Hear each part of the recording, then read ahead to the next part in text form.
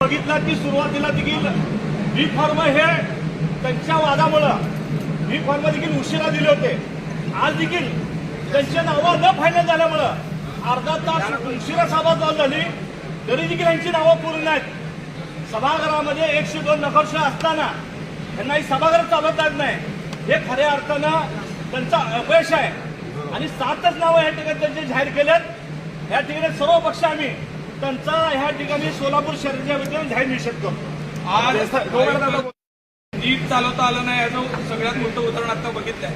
आता सांगितल्याप्रमाणे 87 जागा येऊन सुद्धा त्यांनी सभागृह चालू शकत नाही. नरेंद्र काळे एकीकडे शिस्तीचे धडे सांगतात आणि स्वतः मला एका भारतीय जनता पार्टीचा ज्यांनी फॉर्म भरलाय एका सदस्याचा मेसेज आला की मी आज बालाई सरोवरमध्ये असलेल्या नेत्यांचं काही आमदारांचं नाव लिहून चिठ्ठीत नाव लिहून मरणार आहे, आत्महत्या करणार आहे. मला हे मेसेज आल्यानंतर मी सभागृहात सांगितलंय की सभागृहात तुम्ही त्याचं नाव कट केलं ते नाव बोलता.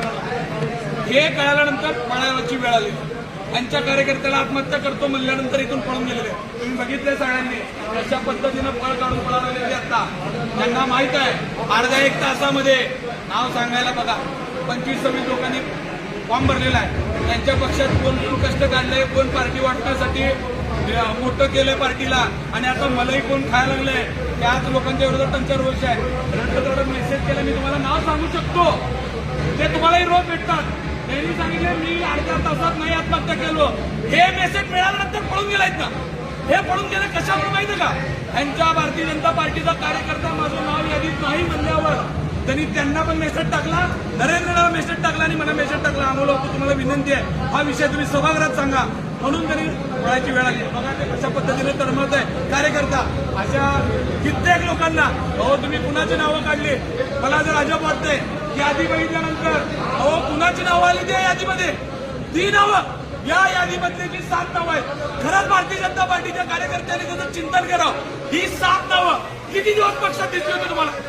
कोण कोण काम केलं या 7 लोकांचं पार्टीचं? मला त्यांच्याबद्दल बोलण्याचा अधिकार नाही, पण मला आता कळलंय दलाली केल्यानंतर सुद्धा नावं आतमध्ये येते. ह्याचं उदाहरण आता इथं बघायला मिळालं.